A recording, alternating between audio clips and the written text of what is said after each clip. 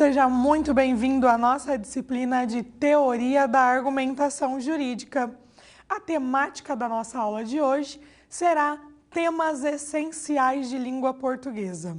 Então, eu sou a professora Wellen Senkzuk, vou conduzir as discussões dessa disciplina com você, trazendo uma perspectiva dos estudos da linguagem. Então, eu tenho formação na área de letras, com doutorado em estudos da linguagem, e nós teremos a oportunidade de, nessa disciplina, falarmos bastante a respeito da relação existente entre linguagem, comunicação e argumentação, trazendo sempre o contexto jurídico para as nossas discussões, para relacionarmos com os conceitos que aqui serão trabalhados. Então, a todo momento, nós vamos ter a oportunidade, por exemplo, de na aula de hoje, falarmos a respeito dos temas que são essenciais de língua portuguesa. No nosso próximo encontro, nós já vamos trazer uma discussão relacionada à prática da teoria jurídica. Vamos trazer a relação, falarmos da argumentação, da retórica, como os estudos da lógica contribuem para que nós possamos compreender principalmente os discursos que são relacionados, são utilizados e falados a todo momento dentro de um contexto social específico. E aí nós teremos a oportunidade de conhecer textos dessa área, sua estrutura, a sua intenção, qual a linguagem deve ser utilizada em cada um desses textos e, mais do que isso, vamos falar a respeito da interpretação, da compreensão textual como um todo. Então, essa disciplina, ela nos traz um importante leque, apresentará diferentes conceitos, trabalhando e relacionando a todo momento a essa questão da junção desses três elementos que nós vamos discutir a todo momento na nossa disciplina: linguagem, comunicação e argumentação.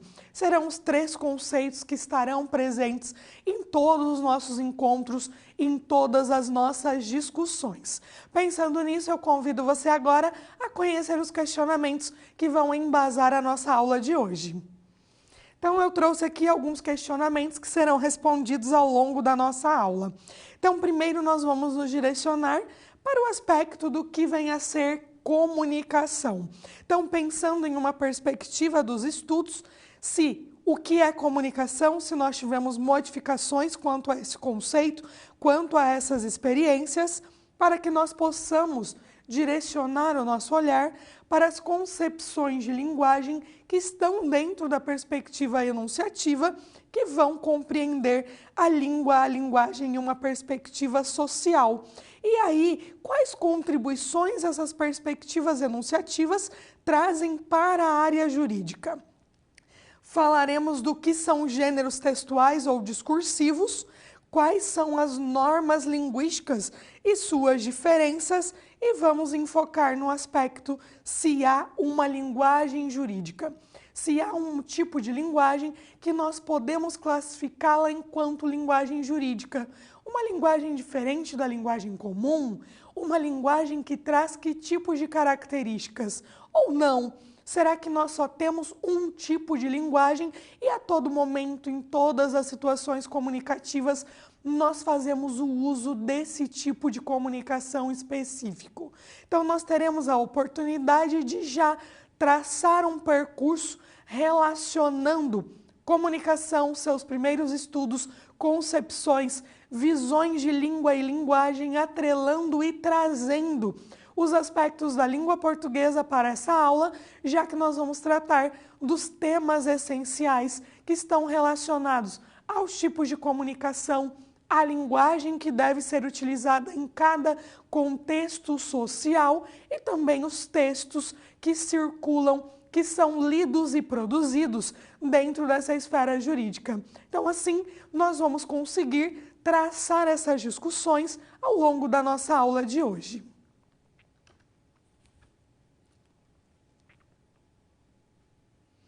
A comunicação é um aspecto fundamental para nós conseguirmos viver em sociedade. Hoje nós já conseguimos compreender que a comunicação, ela faz parte da nossa vida. Nós nos comunicamos a todo momento e por nós estarmos inseridos em um contexto social específico. Mas é importante nós termos em mente e verificarmos, será que a maneira que nós nos comunicamos hoje sempre foi assim? Ou passou por transformações? Será que a ideia, a concepção atual que nós temos de que a comunicação ela serve para nós interagirmos com o outro sempre existiu? Ou nós tivemos anteriormente uma outra perspectiva? Quais os estudos, como é tratada a teoria da comunicação? Com base nesses aspectos, nós vamos passar a pontuar agora e a conhecer os caminhos que foram percorridos pensando na comunicação enquanto um objeto de estudo, enquanto uma preocupação que trará um olhar científico, um estudo, uma identificação em uma relação. Vamos conhecer a respeito da teoria da comunicação. Então, a comunicação, hoje nós compreendemos que ela é a base de tudo. Enquanto sujeitos sociais, nós interagimos e fazemos o uso da comunicação. Porém, nós tivemos um primeiro estudo que apresentava uma concepção racionalista. Nesta concepção racionalista, ali da década de 50, nós compreendíamos e tivemos a apresentação do modelo informacional. Esse modelo informacional, ele foi produzido por Shannon e Weave, e aí nessa perspectiva, eles consideravam que nós nos comunicávamos apenas para transmitirmos informações. Então, nessa concepção, nessa teoria da comunicação, a comunicação ela é vista apenas como transmissão. Então, nessa perspectiva, eu chegaria até aqui para dar essa aula, iria transmitir, passar, informar todos os conceitos, todas as teorias, e você, aí do outro lado, receberia essas informações e nós finalizaríamos o nosso ato comunicativo, porque o grande objetivo seria apenas estar firmado nesta questão da transmissão. Então, eu cheguei, transmiti a comunicação para você, o ato comunicativo está finalizado, já cumpriu com o seu papel, com o seu objetivo. Mais adiante nos estudos, nós vamos ter uma outra perspectiva, vamos conhecê-la, que é a perspectiva culturalista. Aqui, nós não compreendemos que a comunicação é apenas uma transmissão de informações, mas sim há, nesse ato comunicativo, uma troca simbólica entre emissor e receptor. Portanto, nesse ato comunicativo, haverá uma interação. Então, nas duas perspectivas, nós compreendemos que há um emissor e um receptor. Aquele que inicia o ato comunicativo e aquele que recebe esse ato comunicativo. E na primeira perspectiva, no modelo informacional, eu apenas transmitiria. Já no segundo modelo, eu não vou apenas transmitir, mas nós vamos trocar informações. Então, eu passo o que eu sei e informo você, e você retribui também me informando, me apresentando alguns aspectos. Então, nesta nova perspectiva culturalista, nós estaríamos interagindo nesse ato comunicativo, nesta comunicação. E aí nós somos direcionados, portanto, a conhecermos melhor o que vem a ser comunicação. Então, a comunicação e a linguagem estão amparadas, estão ligadas a todo momento. Porque a comunicação ela é vista como uma necessidade básica da pessoa humana, do homem social. Nessa perspectiva, a linguagem ela serve para a comunicação. Por estar atrelada à comunicação, ela também irá vai manter as relações sociais. Então, nós conseguimos perceber que a linguagem é a base da comunicação, porque nós nos comunicamos por meio da linguagem, fazendo uso da linguagem. Somos compreendidos enquanto indivíduos sociais que estão inseridos na sociedade em contextos sociais distintos e nesse contexto nós vamos interagir, nós vamos trocar informações. E aí, já que comunicação e linguagem estão relacionados, nós vamos ver que há tipos de comunicação distintos. Vamos conhecê-los. Então, nós temos aqui 2 tipos de comunicação. Comunicação verbal e comunicação não verbal. Então, na comunicação verbal, nós teremos o uso de palavras. Nós vamos fazer o uso das palavras. Quando nós utilizamos as palavras, podemos fazê-las por meio da escrita e também da oralidade. Então, nesta perspectiva, quando eu utilizo as palavras, eu posso utilizá-las em um texto escrito ou na oralidade. Mas também é possível me comunicar com o outro sem fazer o uso de palavras, fazendo uso, por exemplo, de gestos, cores, sons, símbolos, que também irão transmitir informações em uma perspectiva não verbal. Então, nós conseguimos perceber que há 2 maneiras de nós nos comunicarmos, com o uso de palavras ou sem o uso delas. Com o uso de palavras, podemos fazer por meio da escrita ou por meio da oralidade. Agora, neste ato comunicativo, eu estou transmitindo informações para você, estamos nesta troca simbólica interagindo e eu estou fazendo uso da comunicação oral por meio de palavras. Além disso, quando nós vamos nos slides, nós temos aqui a comunicação escrita. Então, a todo momento, nós vamos mesclando esses 2 tipos de comunicação. É importante nós termos em mente que em todo ato comunicativo, de acordo com os estudos de Jacobson, nós vamos ter a presença de 6 elementos dentro do processo comunicativo. Vamos conhecê-los. Então, o processo comunicativo terá, portanto, esses 6 elementos. Um remetente, que é aquele que inicia o ato de comunicação e destina a sua comunicação a um destinatário. Esses 2 vão interagir dentro de um contexto específico. No nosso caso aqui, o nosso contexto é a aula da disciplina de teoria da argumentação jurídica. A mensagem que está sendo transmitida nesse ato comunicativo tem por base um código. Esse código é a linguagem que está sendo utilizada.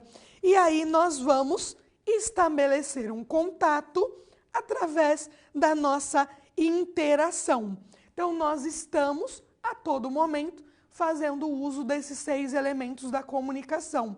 E Jacobson vai afirmar que, em todos os atos comunicativos, independentes do nosso contexto, nós teremos sempre estes 6 elementos vinculados. Então, assim, nós conseguimos compreender que a comunicação, ela se transformou. Hoje ela é vista enquanto uma troca simbólica, um momento de interação. E nesse ato de interação, nós fazemos por meio do uso da linguagem e aí nós vamos relacionando, nós vamos trazendo diversos aspectos, relacionando os 6 elementos que estão presentes no ato comunicativo. Portanto, a comunicação, ela é vista enquanto interação.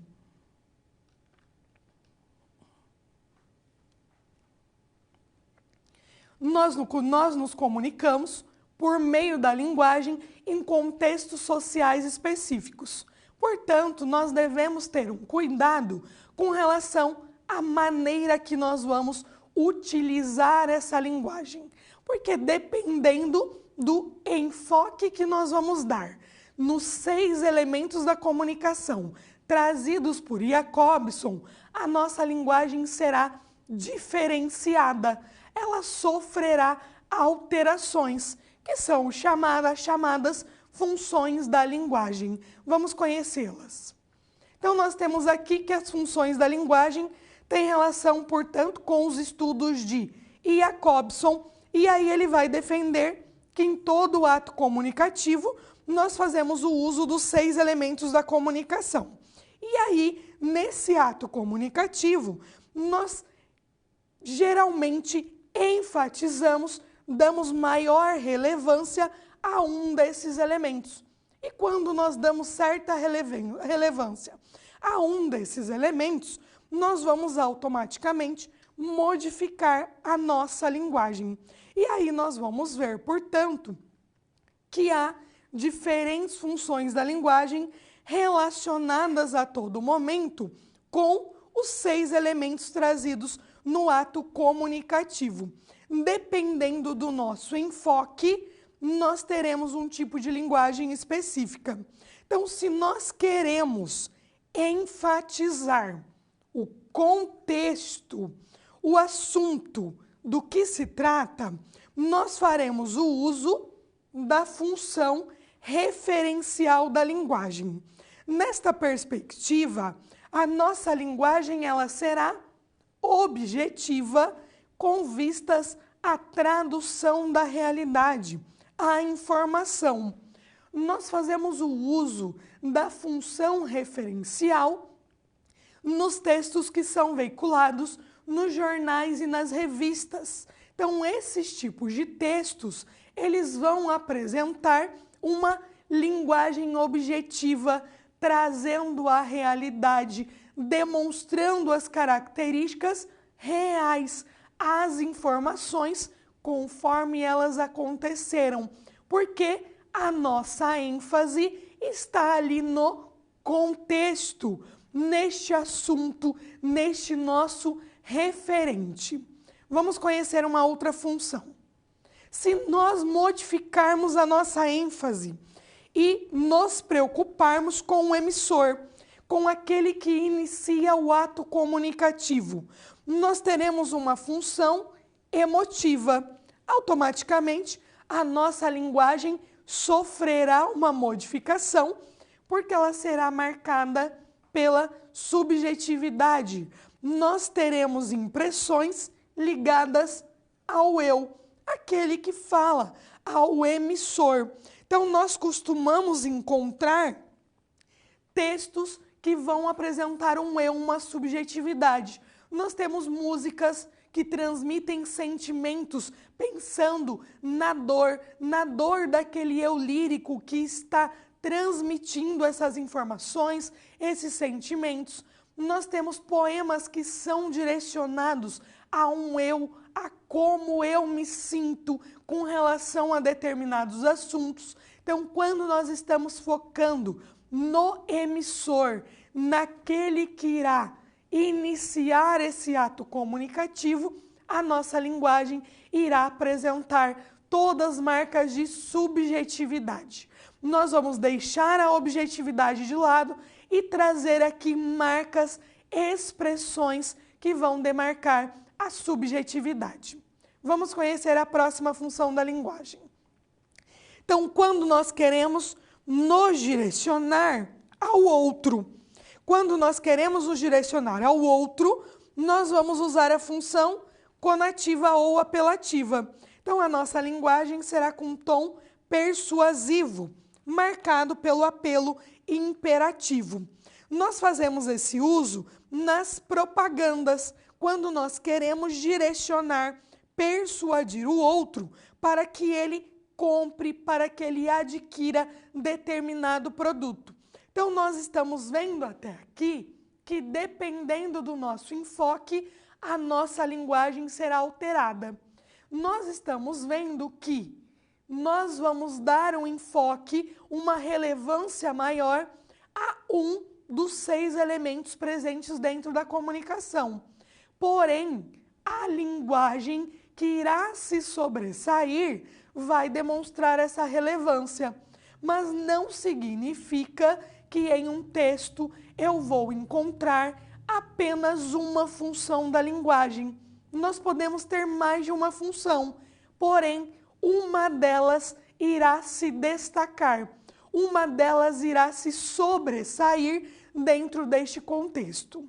Vamos conhecer as próximas funções da linguagem. Então, se o nosso enfoque for no canal de comunicação, nós vamos fazer o uso da função fática. Aqui é uma linguagem pouco expressiva, porque nós só queremos identificar se o nosso contato está sendo compreendido, se o canal de comunicação está adequado. É no caso quando nós ligamos para alguém, a pessoa diz assim, alô? Quando ela diz alô, nós conseguimos compreender que a nossa escolha por este canal de comunicação foi aceito, está adequada, nós estamos tendo um retorno. Diferentemente disso, quando o nosso enfoque é a mensagem, nós vamos chamá-la de função poética. Aqui, a nossa linguagem ela terá um apelo estético, uma valorização da forma, porque o nosso objetivo é a mensagem. Então, nós vamos encontrar, por exemplo, nos poemas, rimas, estrofes que vão apresentar a mesma quantidade de palavras, a mesma quantidade de rimas, ou em poemas concretos, imagens que serão representadas, porque o nosso objetivo é enfatizar esta mensagem. Por isso que nós vamos nos preocupar com os aspectos relacionados à estética. Vamos conhecer a última função da linguagem. É com ênfase no código. Será chamada de metalinguística, porque é quando nós fazemos o uso da linguagem para explicar a própria linguagem. Nós encontramos e fazemos esse uso nos textos que estão nos dicionários, nos glossários, que é quando nós, por meio da linguagem, explicamos a própria linguagem, explicamos um conceito. Então, assim, nós precisamos ter em mente que, dependendo do nosso enfoque, dependendo do nosso objetivo, a nossa linguagem ela apresentará características distintas, características diferentes, pensando sempre e relacionando aos 6 elementos que estão presentes em todos os atos comunicativos.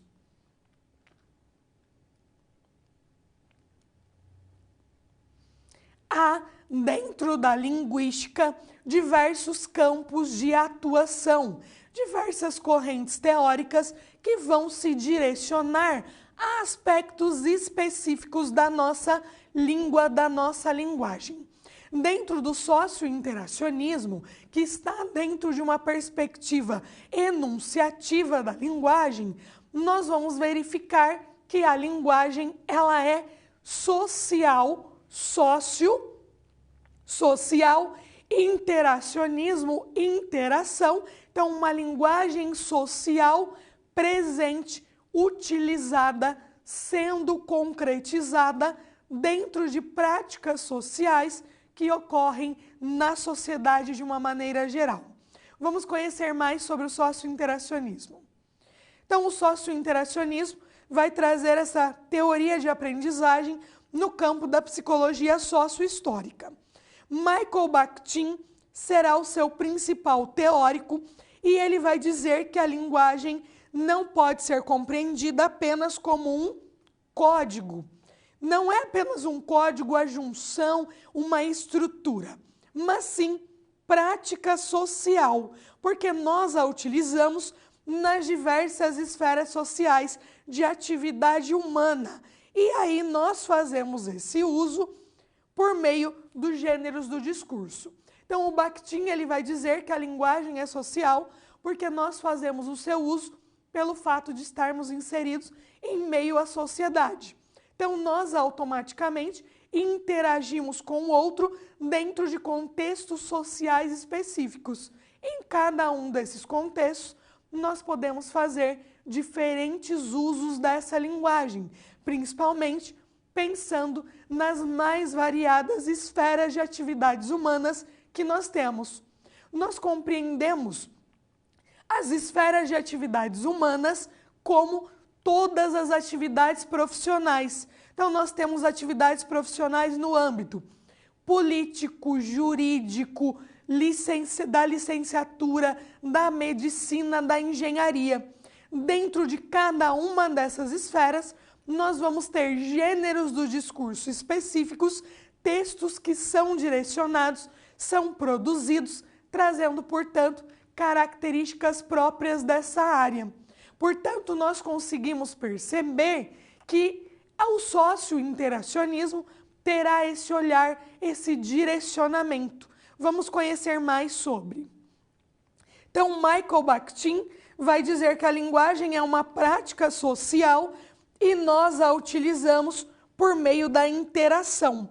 Portanto, nós vamos ter, através da perspectiva socio-interacionista da linguagem, uma visão do papel do destinatário enquanto um sujeito ativo e não passivo, dentro de uma perspectiva dialógica e não unilateral. E aí nós passamos a ver que a língua, ela passa a ser tratada como um meio de interação social. Então, antes, no início da teoria da comunicação, nós transmitíamos informações, não nos preocupávamos com o outro, não víamos o outro como um sujeito ativo que participa e interage dentro desse processo comunicativo. Na perspectiva de Bakhtin, o outro é um sujeito ativo e ele participa.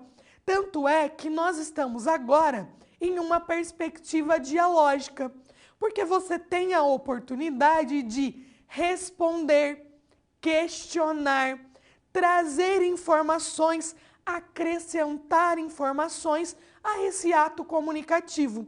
Portanto, nós passamos a compreender que aqui nós estamos dentro da perspectiva do socio-interacionismo, quando nós relacionamos e vemos a linguagem enquanto uma prática social.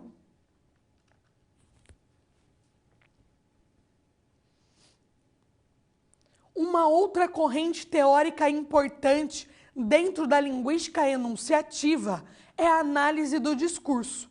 A análise do discurso, ela vai trabalhar com uma análise detalhada do discurso. E o discurso, ele é compreendido como os textos que são produzidos e esses textos vão apresentar, vão refletir os seus contextos de produção. Então, na perspectiva da análise do discurso, todos os discursos são proferidos e são demarcados por aspectos políticos e sociais de vivência dos indivíduos. Afinal, os indivíduos são compreendidos enquanto sujeitos que estão dentro da sociedade, que fazem o uso da comunicação por meio da linguagem. A comunicação é algo essencial. Nós precisamos dela para interagirmos com o outro. E aí nós vamos identificar que a linguagem não pode ser vista apenas como um código, e na hora de nós interpretarmos essa linguagem, nós não podemos olhar apenas para os aspectos relacionados ao sistema da língua, ao sistema linguístico, mas também para o contexto social. Porque os nossos discursos vão trazer as nossas ideologias, as nossas crenças, os nossos conhecimentos que foram adquiridos até então. Então, a análise do discurso, ela é muito importante para a área jurídica, porque não se pode compreender, analisar um discurso de maneira superficial. Nós precisamos ir além, precisamos identificar todos esses aspectos, porque assim é possível compreender se realmente o sujeito está faltando com a verdade ou se realmente o que ele está contando é algo verídico. Tudo isso é identificado por meio do discurso, através dessa perspectiva trazida pela análise do discurso. Vamos conhecer mais sobre essa área teórica. Então, a análise do discurso, ou também AD, ela traz 3 campos disciplinares: a linguística no seu aspecto da linguagem, o marxismo, apresentando os aspectos sociais, e a psicanálise tentando compreender essa subjetividade do sujeito. E aí ela vai trazer a ideia de sujeito ativo que está interagindo, e aí é possível relacionarmos e interpretarmos todas essas relações naturais e sociais. E aí a análise do discurso vai trazer um conceito importante, que é formação imaginária. Aqui nessa perspectiva, nós vamos compreender que há dois mecanismos para nós compreendermos a formação imaginária do sujeito. Primeiro, a capacidade que o sujeito tem de antecipar ao seu interlocutor, ou seja, ele consegue se colocar no lugar do outro para saber como se dirigir o discurso. Então, essa antecipação é que quando nós estamos num ato comunicativo, o emissor, ele inicia esse ato de comunicação e nós, por sermos sujeitos ativos nessa interação, que não é unilateral, mas nós temos uma via de mão dupla aqui, nós vamos conseguir antecipar o que o emissor vai dizer. Como nós conseguimos identificar nós conseguimos nos antecipar, nós já conseguimos organizar a nossa linguagem e sabemos como nós vamos utilizá-la. Então, quando nós estamos conversando com alguém, nós já antecipamos, respondemos, não precisamos esperar ele concluir todo o seu raciocínio. E aí, como nós já sabemos com quem nós estamos interagindo, automaticamente nós vamos saber como nós vamos direcionar a nossa linguagem, que cuidado nós precisamos ter com o outro. E esse aspecto já está relacionado a um outro ponto importante dessa formação discursiva, dessa formação imaginária. Vamos voltar ali para nós vermos, que é o aspecto das relações de força que são determinadas historicamente e que determinam o lugar de onde se fala. Então, essas relações de forças é que, dependendo com quem nós estamos falando, nós já sabemos como nos direcionar. Às vezes, o próprio cargo determina essa força e já, por meio dessa antecipação, nós já conseguimos direcionar, conseguimos ter um cuidado com relação à linguagem. É importante nós compreendermos que a análise do discurso, ela vai, portanto, além.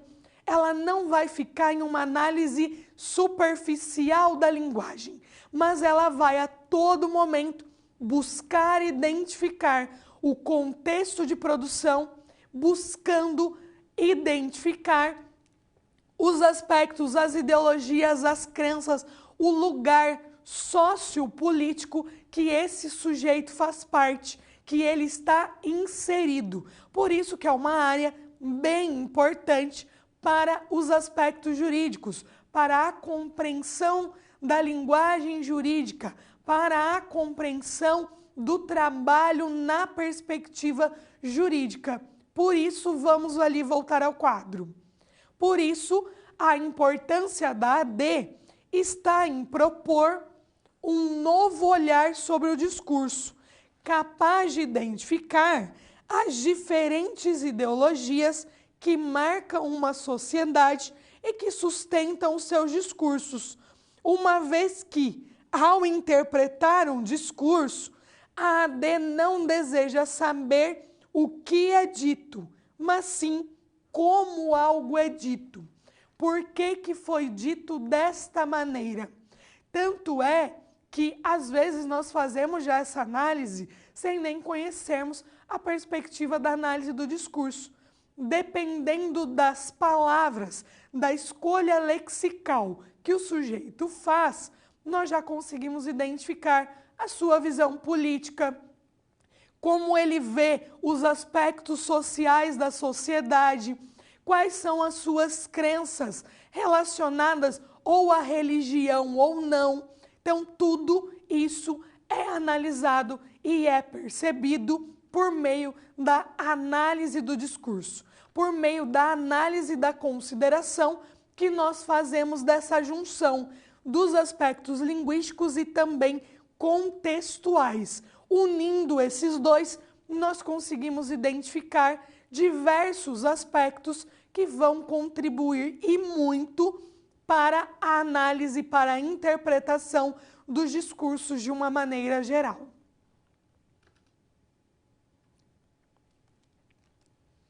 Agora é o momento da nossa aula que nós temos a oportunidade de trazer os conceitos que já foram trabalhados para a prática, para a resolução de um exercício. Vamos conhecê-lo. Então, nós temos aqui esse exercício, é o exercício 2, que está no seu livro didático, e aí nós temos o seguinte enunciado. No início dos estudos de comunicação, predominou por muito tempo o modelo teórico da comunicação, ou paradigma informacional. Nesse modelo, o que caracteriza a mensagem e qual é a sua função? Então, letra A mensagem é um conjunto de trocas simbólicas e sua função é influenciar o destinatário. A mensagem é vista como uma troca simbólica já na perspectiva culturalista. Na perspectiva informacional, nós não temos essa perspectiva, por isso que essa alternativa ela não é correta. B, a mensagem é um conjunto de informações e sua função é influenciar o destinatário. Então, esta daqui é a alternativa correta, porque trata-se do conjunto de informações, pensando apenas na transmissão, focando em influenciar o destinatário, que não irá trocar informações aqui, que não irá interagir dentro desse modelo teórico da comunicação. Vamos verificar o porquê que as outras alternativas não estão corretas. C. A mensagem é um conjunto de informações e sua função é ensinar algo ao destinatário. Não focamos nesse aspecto de se ensinar. D. A mensagem é um conjunto de trocas simbólicas e sua função é emocionar o destinatário.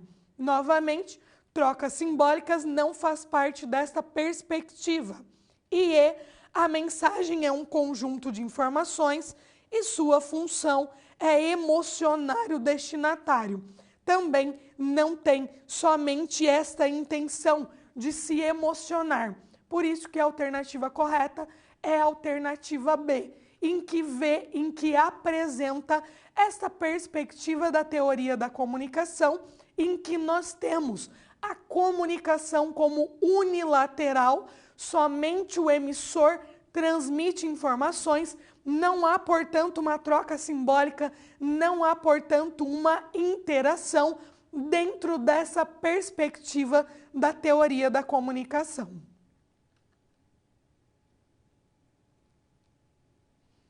Agora nós vamos ter a oportunidade de trabalhar, de interagirmos. Então, nesses momentos de interação, eu sempre gosto de trazer um questionamento relacionado aos conceitos que já foram trabalhados, para que nós possamos pensar e refletir a respeito dele, e também é o momento que você mandará as suas dúvidas e nós vamos tentar solucioná-las. Vamos conhecer o questionamento dessa primeira atividade de interação. Então, nós temos aqui sobre a linguística enunciativa. Qual a importância da teoria da análise do discurso para a sua área? Reflita a respeito dessa questão, que eu já volto.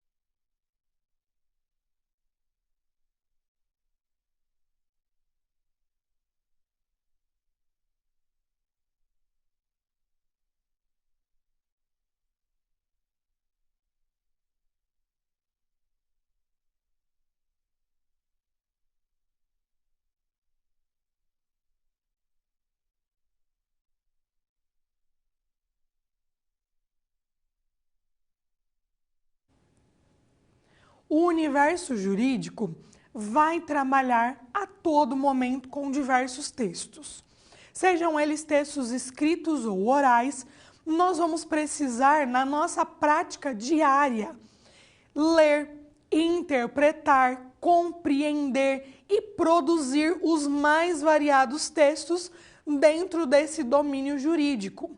E aí é importante a análise do discurso para que nós possamos identificar além das entrelinhas. Nós precisamos ir além e não compreendermos ou vermos um texto como algo neutro, que não transmite um posicionamento, que não transmite uma ideologia. Pelo contrário, nós precisamos compreendê-lo como um texto que irá refletir todos os conhecimentos sociais que nós já adquirimos ao longo da nossa vida. É importante nós termos em mente que nós somos considerados indivíduos sociais. Desde que nós nascemos, nós estamos inseridos em meio à sociedade. Fazemos parte de inúmeras instituições. Então, a primeira instituição social na qual nós fazemos parte é a nossa família. Muitas crenças que nós temos, que nós carregamos ao longo da nossa vida, se dá ali, no seio familiar. E nós vamos propagando, trazendo, apresentando essas crenças na nossa fala, nas nossas opiniões, nos nossos posicionamentos a respeito dos mais variados assuntos. Então, a análise do discurso, ela contribui nesse sentido de que é possível, por meio dela, por meio da identificação dos diversos contextos sociais, identificar visão política, aspecto social, as ideologias e as crenças que estão dentro desse indivíduo, que fazem parte dele, que o caracterizam. Afinal, nós somos indivíduos sociais. A todo momento nós vamos representar, externar as diversas instituições na qual nós fazemos parte. E quando nós conseguimos compreender todos esses aspectos que estão presentes no texto, nós vamos conseguir trabalhar, desenvolver o nosso trabalho de uma maneira mais fácil, porque nós vamos olhar para o outro enquanto um sujeito ativo que apresenta crenças, ideologias, visões políticas que estão presentes no seu discurso. Não vamos e não podemos, dentro da esfera jurídica, pensarmos que os discursos são neutros, porque eles não são. E a partir daí, nós vamos conseguir compreendê-lo em sua totalidade, relacionando e unindo aspectos linguísticos e aspectos sociais.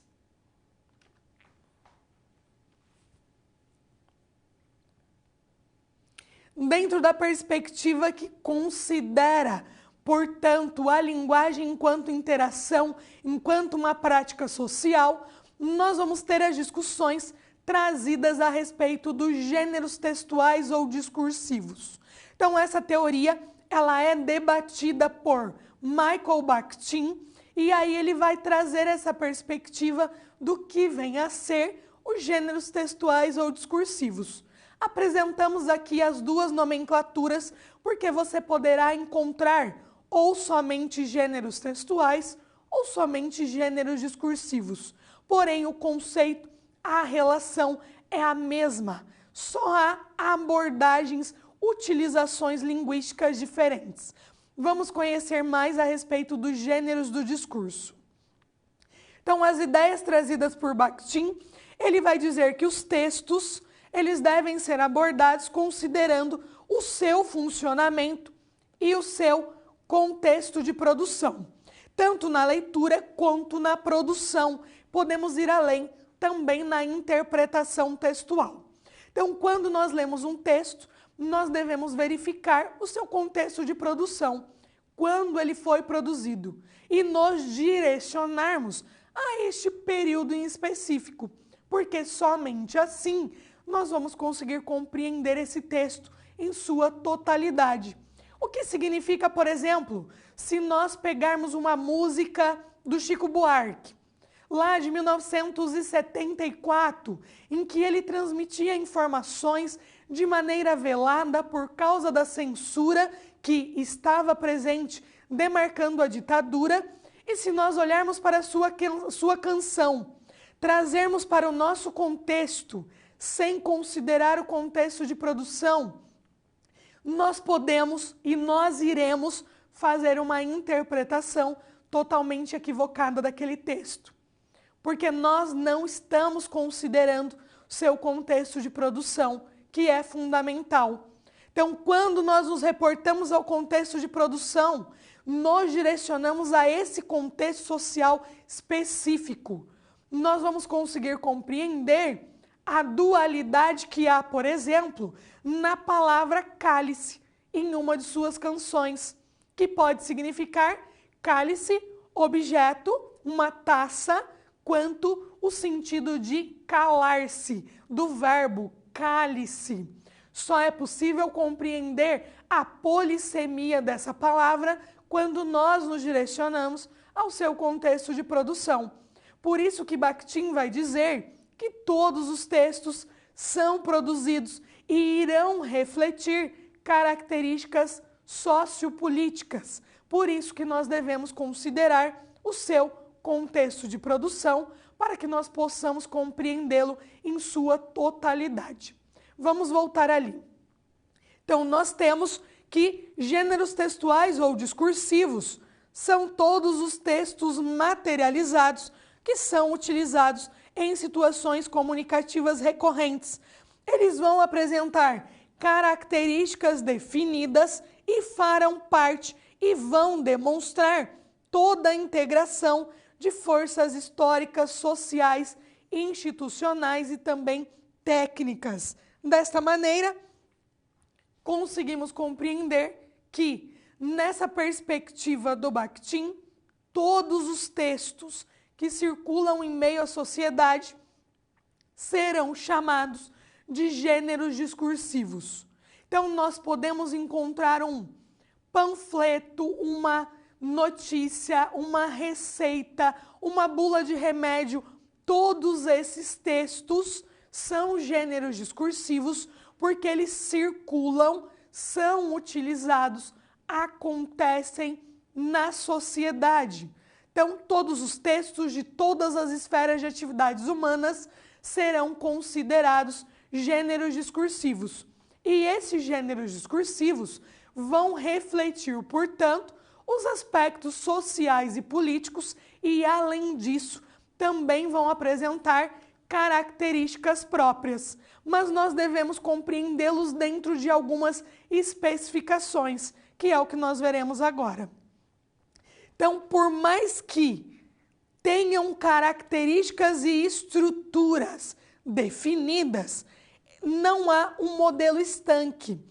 Ele pode sofrer alterações sociais com o passar do tempo por causa de uma necessidade. Então, às vezes, nós olhamos ali o formato hoje de uma petição inicial. Se, dentro desse ambiente jurídico, nós observarmos que falta algo, falta algum tópico para deixá-la mais claro, nós vamos fazer a inserção desse tópico socialmente, porque não é possível modificar um gênero discursivo de maneira individual.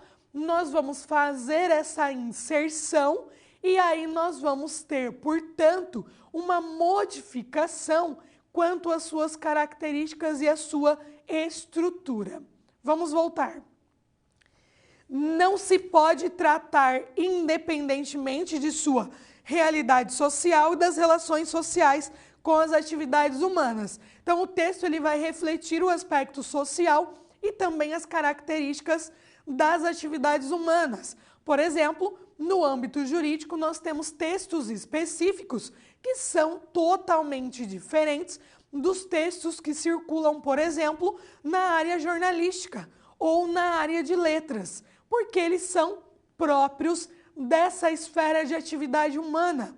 Vão trazer aí reflexos sociais dessa atividade, sendo utilizado com fins, com objetivos específicos dentro dessa área profissional. Vamos voltar? Então, sua determinação não se dá pela forma, se dá pela sua função, pelo seu objetivo. Não é fruto de invenção individual e é totalmente necessário para a interação e para a interlocução humana. E aí, há 3 dimensões que estão presentes em todos os gêneros do discurso. Então, em todos eles nós vamos encontrar um conteúdo temático, que é o assunto, que é o contexto que estará sendo tratado naquele texto. Um estilo verbal, que será a escolha da linguagem adequada para aquele texto específico.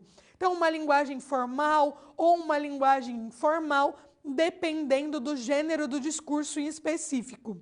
E também uma construção composicional, uma estrutura definida, características que vão demarcar.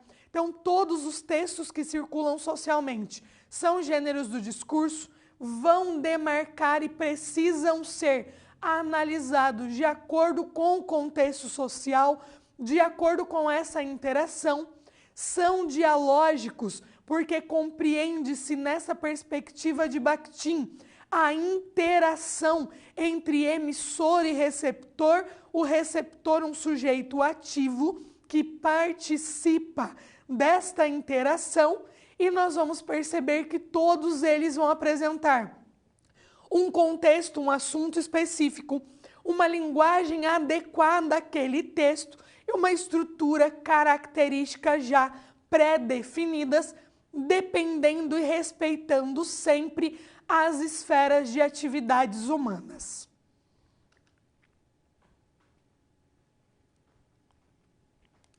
Então, há diferentes textos que circulam socialmente e que nós os utilizamos para interagirmos com o outro, porque nós nos comunicamos por meio da linguagem e também por meio dos diversos textos que nós produzimos a todo momento.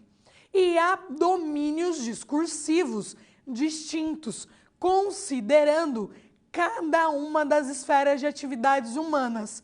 Cada domínio discursivo terá os seus próprios textos, os seus próprios gêneros discursivos com características específicas. E é isso que nós vamos ver agora, pensando nos domínios discursivos jurídicos. Vamos conhecer. Então, o que são domínios discursivos? Então, as esferas ou campos de atividade humana são a instância organizadora da produção, circulação, recepção dos textos ou dos enunciados em gêneros do discurso específicos em nossa sociedade. Conseguimos compreender, portanto, que nós teremos esta demarcação. E aí há diferentes esferas de atividades humanas. A esfera política, a esfera jornalística, a esfera jurídica, e dentro de cada uma dessas esferas haverá, portanto, textos, gêneros discursivos específicos. Por isso que é importante a gente conhecer a distinção entre os domínios discursivos documental e jurídico. Vamos conhecer essa distinção. Então, domínio discursivo documental e jurídico são os textos que têm por finalidade desencadear ou registrar uma ação que tenha valor legal. Portanto, eles são geralmente realizados em suportes específicos e são investidos de autoridade. Então, há autoridades que podem realizar esses atos jurídicos, que é o que nós relacionamos e chamamos de fé pública. Por exemplo, nós temos o escrevente do cartório, que está investido desta fé pública, ele é, portanto, uma autoridade nesta área. Dentro dos domínios discursivos documental e jurídico, nós temos a distinção entre os usos dos textos dentro dessas esferas. Então, nos domínios discursivos jurídicos, nós teremos todos os textos que irão compor um processo judicial. E aqui é necessário que se tenha uma representação jurídica. Por exemplo, são gêneros discursivos da esfera jurídica: petição, sentença, lei, recurso, decisão judicial. Diferentemente disso, os domínios discursivos documental são todos os textos que podem compor um processo judicial, mas que não são exclusivos da área jurídica. Podem aparecer também em outras esferas de atividade humana, como, por exemplo, cartas formais, atas, ofícios, abaixos assinados. Então, nós conseguimos compreender que os textos, os gêneros discursivos que estão dentro dos domínios discursivos jurídicos fazem parte, representam esta área específica, precisam, portanto, de uma representação jurídica. Porém, dentro de um processo judicial, nós vamos ter outros textos que não são exclusivos da área jurídica, como, por exemplo, uma ata, um ofício, uma carta oficial, que nós vamos utilizá-la, por exemplo, como uma prova, mas que não é utilizada, não é exclusiva deste domínio jurídico. Porque eu posso ter uma ata num curso de letras, eu posso ter uma ata num hospital dentro da esfera médica, porque não é um gênero, não é um texto exclusivo. Então, nós temos textos exclusivos e textos que irão auxiliar nesta composição do processo judicial.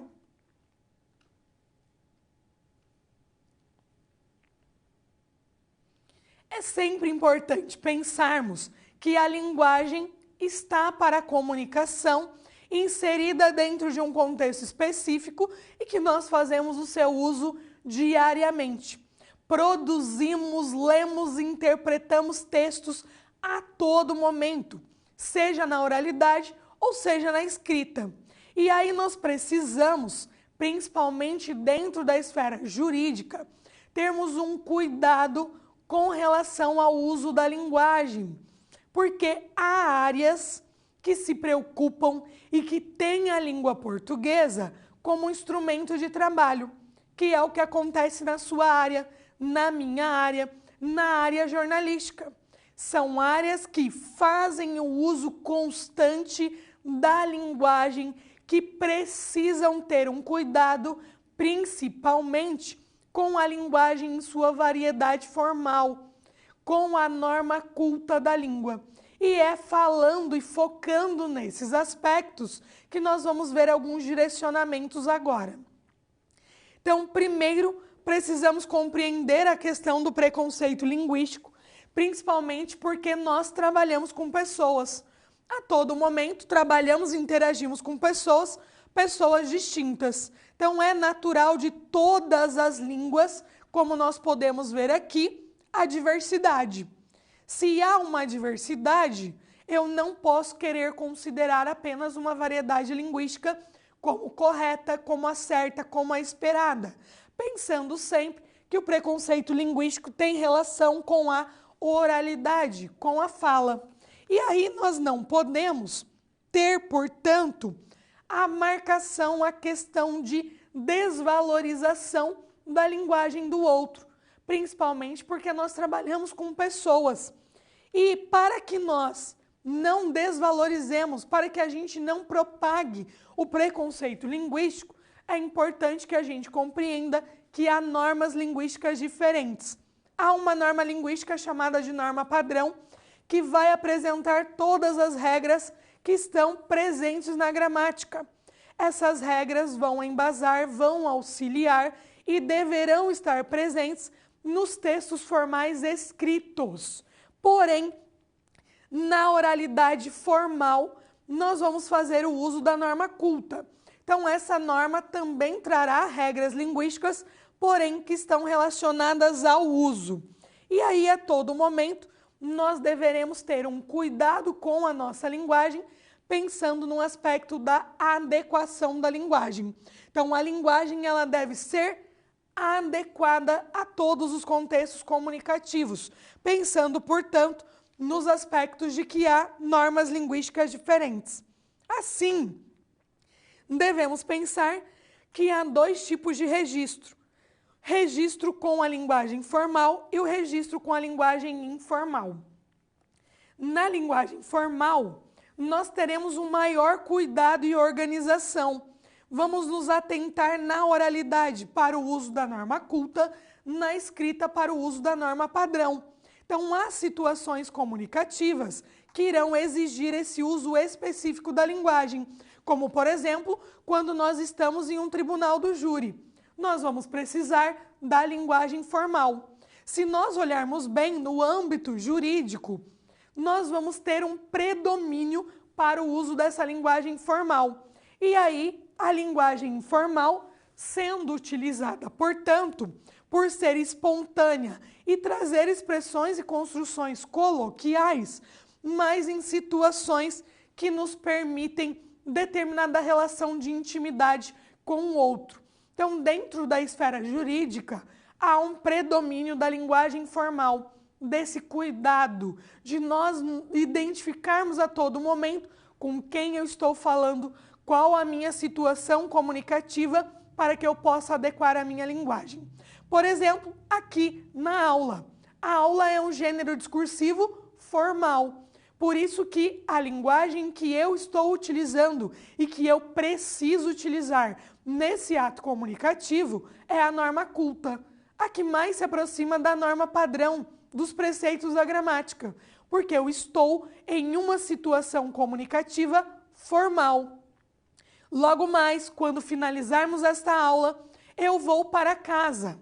No meu ambiente familiar, não há necessidade que eu continue fazendo uso dessa linguagem formal, porque ali é um momento espontâneo. Posso fazer o uso da linguagem coloquial sem nenhum problema. Então, a todo momento, nós devemos ter essa preocupação. Qual é a minha situação comunicativa? Ela é formal ou ela é informal? Dependendo de qual tipo, nós vamos precisar adequar a nossa linguagem a essa situação comunicativa. Essa é a regra básica para o uso adequado da linguagem.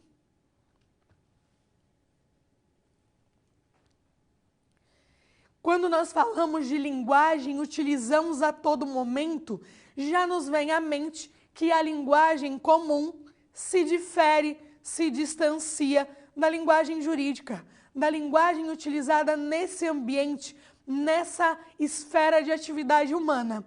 Então, a respeito da linguagem jurídica, nós vamos ver algumas demarcações, algumas características e posicionamentos também com relação a ela. Vamos conhecer mais sobre isso. Então, na área jurídica, faz-se uso constante da linguagem formal, tanto na oralidade quanto na escrita. É característico nos textos jurídicos de nós encontrarmos termos técnicos e exclusivos da área e também o uso constante de expressões em latim. Por quê? Porque há uma tradição e a área jurídica preza muito pela tradição. E aí o vocabulário jurídico vai apresentar, portanto, essas características. E aí nós vamos ver que há uma área específica jurídica que se difere das outras demarcações, apresentando expressões ímpares que, por vezes, só são compreendidas nesse âmbito jurídico, em outros contextos não há nem mesmo significados para elas, e aí nós vamos perceber que ela se caracteriza por 3 fatores, 3 pontos. Então, trata-se de uma linguagem de grupo, então, que vai classificar, que vai demarcar os profissionais que estão no âmbito da área jurídica. É uma linguagem técnica que apresentará termos específicos. É importante demarcarmos que todas as áreas possuem termos técnicos, linguagem técnica, assim como a área jurídica, e será uma linguagem tradicional, principalmente por causa da relação do uso do latim, que é utilizado por vezes para demarcar certa erudição, e o direito nós devemos pensar que tem grande influência do direito romano, mantendo, portanto, as suas tradições. Pensando nesse uso dessa linguagem, há o que nós chamamos de juridiquês. Então, juridiquês é um termo que ele foi criado para denominar o uso excessivo do rebuscamento de termos técnicos, de expressões latinas nos diversos documentos ou mesmo interações dentro da esfera jurídica. E aí, com relação ao juridiquês, há críticas quanto a esse tipo de linguagem, porque afirma-se que, em um primeiro lugar, essa linguagem jurídica não é compreendida pela maioria da população.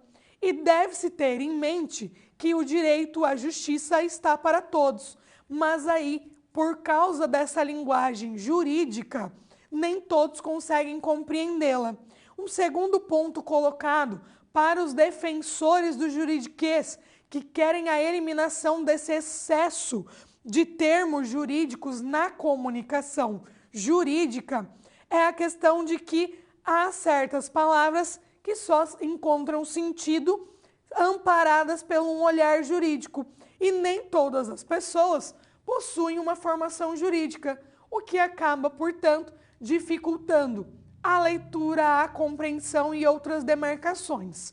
O que nós precisamos ter em mente é a questão da adequação da linguagem. Sempre gosto de frisar isso. Há termos técnicos, todas as áreas têm termos técnicos. Há o uso constante de expressões latinas, porque isso caracteriza a área, a questão da demarcação da tradição. É uma linguagem que fica um pouco fechada nesse grupo, muitas outras linguagens também ficam. Por vezes, quando nós vamos ao médico, ele diz o que nós temos, nós não compreendemos nada, porque ele está fazendo um uso somente dessa linguagem da esfera médica. Dentro de qualquer esfera, o que nós devemos pensar é um ponto principal da comunicação. O objetivo básico do ato comunicativo é levar o outro à compreensão. Se o outro não compreende, eu não consegui cumprir com o meu objetivo básico. Então, aí nós vamos precisar de uma adequação, de uma alteração. Muitas pessoas não veem como algo ruim o uso de termos técnicos, expressões latinas e toda essa demarcação da linguagem jurídica. Mas tem se falado muito a respeito desse juridiquês. Gosto de pontuar que o importante é sempre nós termos um certo equilíbrio e adequação na hora de utilizarmos. Por exemplo, se nós estamos com um texto, se nós estamos conversando somente com pessoas da área jurídica, qual é o problema de fazermos o uso de todos esses termos e rebuscamentos? As pessoas vão compreender, elas são da área. Porém, nós devemos nos lembrar que nós não nos comunicamos somente com pessoas da área. Os nossos clientes não são da área. As pessoas com quem nós vamos, por exemplo, pegar uma informação, tirar uma informação no fórum, não são da área. Então, nós precisamos ter este cuidado e adequar a nossa linguagem. Quando eu estou me comunicando com alguém que não é da área, vamos diminuir, vamos tentar equilibrar esse excesso. Aliás, vamos eliminar este excesso. Se nós estamos falando com alguém da área, não precisamos dessa preocupação, porque essa pessoa compreenderá muito bem. Sempre pensando que nós devemos ter em mente que a linguagem jurídica é característica dessa área, dessa esfera de atividade humana, representa um grupo. Portanto, não há necessidade de nós eliminarmos completamente esse uso, já que é algo tradicional, é algo que caracteriza e também identifica.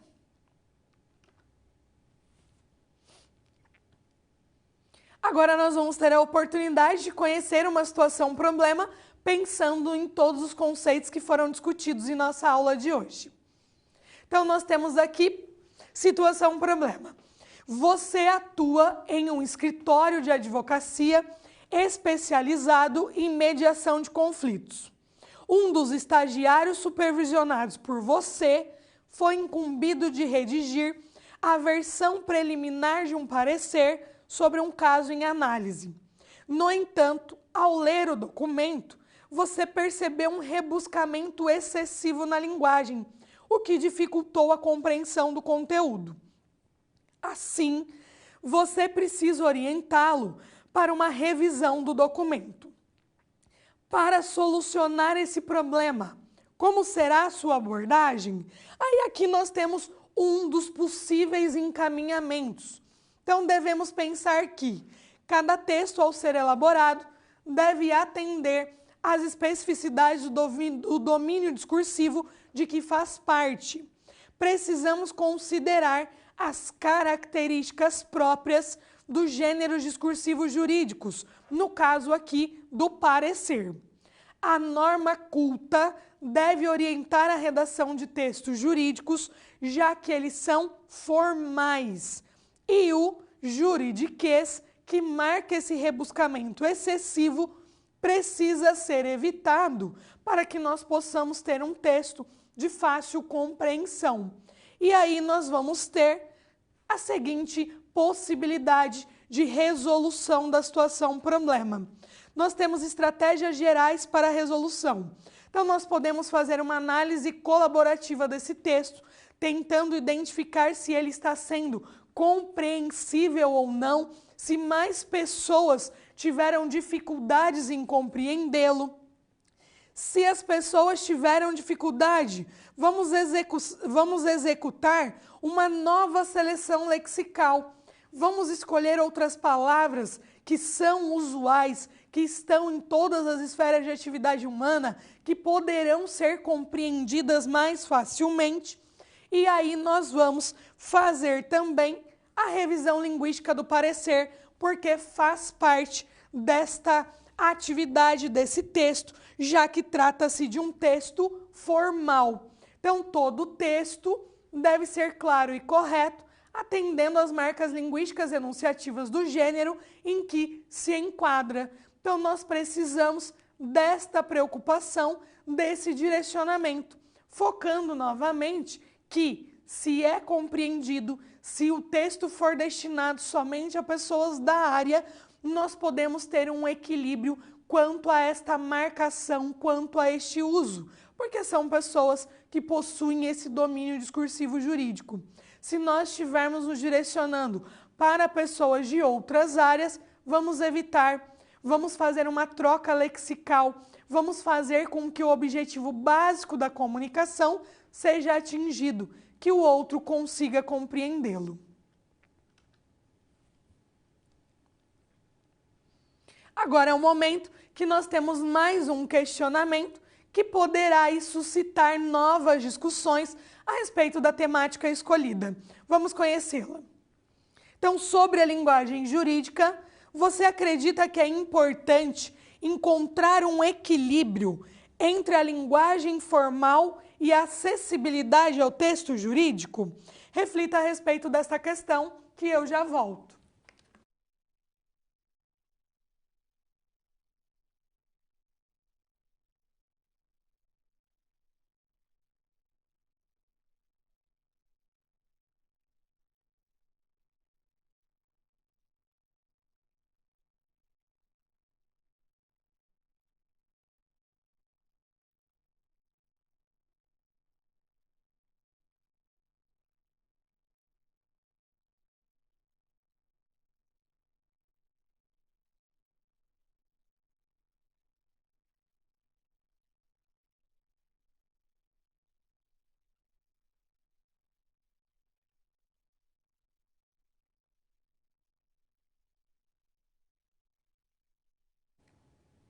Quando nós pensamos no uso da linguagem, nós precisamos ter em mente que com quem nós estamos falando, pensando nessa interação.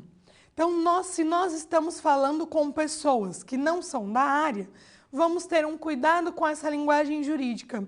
Mas eu gosto sempre de pontuar que o equilíbrio é algo muito interessante. Por quê? Porque se nós tirarmos as expressões latinas, o rebuscamento, os termos técnicos, nós não teremos mais uma linguagem jurídica. Nós não teremos mais uma linguagem que caracteriza os profissionais dessa esfera de atividade humana. Então, não há necessidade de uma exclusão, de uma eliminação total, mas sim de uma adequação, mas sim de um pensamento de para quem o nosso texto está sendo destinado. Qual é o nosso objetivo com ele? O que nós pretendemos alcançar? Qual a nossa intenção dentro desse processo de comunicação? Se nós tivermos isso em mente, se nós tivermos essa preocupação, muito provavelmente a comunicação ela será eficiente, ela será eficaz, ela conseguirá atingir o seu objetivo e todos vão conseguir compreendê-la sem nenhum problema.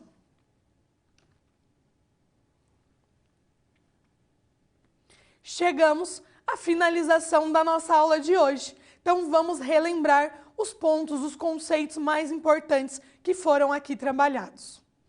Então, nós iniciamos a nossa aula trazendo os aspectos relacionados à comunicação, pensando na teoria comunicativa, nas suas transformações, nas suas mudanças de perspectivas, quais são os elementos que estão em todos os atos comunicativos e os tipos de linguagem que nós temos à nossa disposição. Pensando nos elementos da comunicação, é possível nós termos mudanças quanto ao uso da linguagem, porque há funções da linguagem distintas. E também passamos a discorrer sobre teorias linguísticas dentro da linguística enunciativa que se preocupam com a comunicação, com o sujeito, com o ato comunicativo em perspectivas diferentes. Então, o sociointeracionismo nos mostrou que a linguagem é uma prática social que acontece na sociedade dentro de contextos sociais específicos e nós interagimos com o outro. Este outro, um sujeito ativo no ato comunicativo. Já a análise do discurso nos trouxe uma abordagem muito interessante que nos mostra que é preciso que a gente vá além, que a gente não leia um texto, não busque compreendê-lo apenas por causa das suas questões lexicais, por causa da sua estruturação linguística, mas sim que a gente olhe para o contexto, busque identificar dentro desse contexto marcas relacionadas à política, à ideologia, a crenças que irão definir todo esse sujeito que está sendo analisado, né? O seu discurso que está sendo analisado. Conhecemos o que são gêneros textuais e discursivos, que são todos os textos que circulam em meio à sociedade, e focamos que há textos que são exclusivos dos domínios discursivos jurídicos e outros chamados de documentais que amparam o processo judicial, que estão ali sendo atrelados, mas que também podem ser utilizados em outras áreas sem nenhum problema. Finalizamos falando a respeito da linguagem jurídica, de todo esse aspecto que demarca e caracteriza a linguagem jurídica. Então, assim, com a nossa aula de hoje, nós conseguimos traçar desde as discussões sobre comunicação até a discussão atual sobre a linguagem jurídica, um bom panorama que traz aí as relações, a importância dos temas que são essenciais de língua portuguesa, já que a língua portuguesa, os textos de uma maneira geral, estão atrelados, são vistos como um dos instrumentos de trabalho para os profissionais que estão inseridos dentro desse âmbito jurídico. Então, na nossa próxima aula, nós teremos a oportunidade de falar a respeito da teoria da argumentação, como ela é construída, como ela foi vista ao longo do tempo e como nós podemos utilizá-la dentro desta área. Então, assim eu finalizo a nossa aula de hoje. Desejo a você sempre excelentes estudos e até o nosso próximo encontro. Tchau, tchau, até lá!